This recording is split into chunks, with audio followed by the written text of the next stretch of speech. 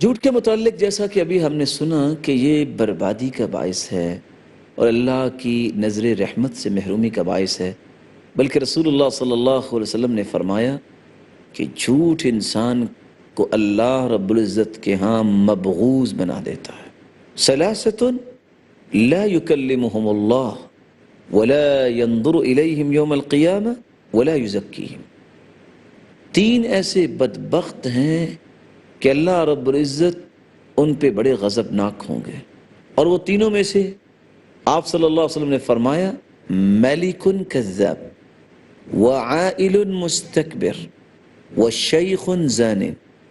اب ان تینوں پہ غور کرنے کی بات ہے۔ لوگ جھوٹ تو بولتے ہیں کہ ہمیں کچھ ملے، جس کو بادشاہت مل گئی ہے اسے کچھ اور چاہیے۔ بادشاہ جو جھوٹ بولتا ہے اس کے لیے سبب نہیں ہے جھوٹ بولنے کا۔ عائل مستکبر، جو ہے فقیر پھر بھی اکڑ کے چلے، سبب کیا ہے اس کے پاس؟ چلو جس کے پاس مال و دولت ہے، وہ اللہ اور اس کے رسول کی باتوں کو بھول گیا ہے اور وہ گمنڈ کرتا ہے، اتراتا ہے، اس کے پاس کیا ہے؟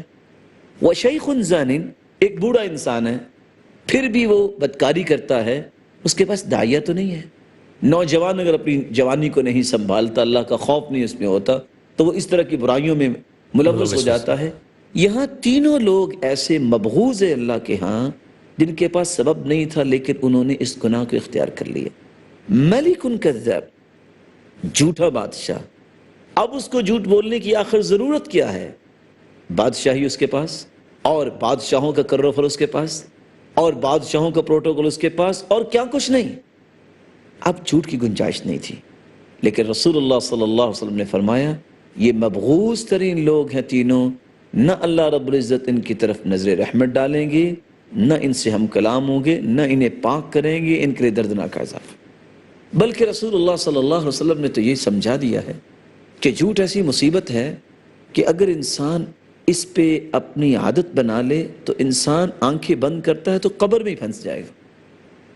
صحیح بخاری کی روایت ہے، کتاب تعبیر الرؤیا میں سمغ بن جندب رضی اللہ تعالی عنہ روایت کرتے ہیں، رسول اللہ صلی اللہ علیہ وسلم نے فرمایا رأیت اللیلۃ رجلین آتیانی، میں نے رات کو دیکھا کہ دو فرشتے آئے، فأخذا بیدی فأخرجانی الی الارض المقدسہ، انہوں نے مجھے پکڑا اور مجھے مقدس جگہ پہ لے۔ میں نے کیا دیکھا؟ ایک شخص بیٹھا ہوا، دوسرے کے ہاتھ میں بیدی کلوب من حدید، لوہے کی ایک سلاخ، فیشرشر شدقہ الی قفا، اس کی باتشوں میں وہ داخل کرتا ہے اور چیرتا ہوا گدی تک لے جاتا ہے، والعیاذ باللہ، وانفہ الی قفا، پھر ناک میں داخل کرتا ہے اور چیرتا ہوا اس کی گدی تک لے جاتا ہے، وعینہ الی قفا، اور پھر اس کی آنکھوں میں داخل کرتا ہے اور چیرتا ہوا گدی تک لے جاتا ہے۔ میں نے پوچھا من ھذا، جبریل یہ کون ہے؟ جواب ملا یہ وہ جھوٹا انسان ہے جو ایسا جھوٹ بولتا جو پوری دنیا میں پھیل جاتا۔ بالفاظ دیگر آپ کہہ سکتے ہیں کہ اخبار کا جھوٹ، میڈیا کا جھوٹ، انٹرنیٹ کا جھوٹ، ریڈیو ٹیلی ویژن کا جھوٹ، یہ ایک ایسا جھوٹ ہے جو قبر میں انسان کو پھنسا دے گا۔ اور آگے لفظ کیا ہے؟ فَيُفْعَلُ بِهِ إِلَى يَوْمِ الْقِيَامَةِ، قیامت تک اس کو ایسی ہی سزا ملتی رہے گی۔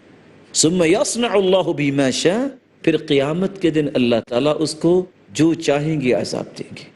بلکہ رسول اللہ صلی اللہ علیہ وسلم نے تو یہ بات کہہ کے انتہا کر دی، فرمایا اہل النار خمس، 5 قسم کے لوگ جہنمی ہیں۔ پہلے خائن کا تذکرہ کیا، پھر اس شخص کا تذکرہ کیا جو آپ کے ساتھ چلتا پھرتا ہے لیکن آپ کے گھر والوں کے معاملے میں دھوکہ کرتا ہے، چلتا آپ کے ساتھ ہے لیکن اس کی نظر یہ ہے کہ میں اس کے گھر والوں کو خراب کروں گا یا ان کے ساتھ خیانت کا برتاؤ کروں گا۔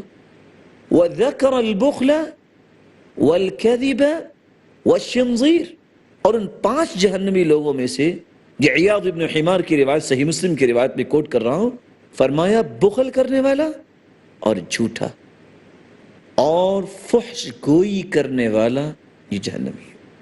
اور میں یہ سمجھتا ہوں کہ اگر اتنی بڑی روایات سننے کے بعد بھی اگر انسان جھوٹ پہ جرأت کرتا ہے تو لقمان حکیم والی بات ہے، انہوں نے کہا تھا بیٹا اگر گناہ کو جی چاہے تو کر لینا، لیکن اتنا کرنا جتنی سزا سہنے کی تیرے اندر طاقت ہے۔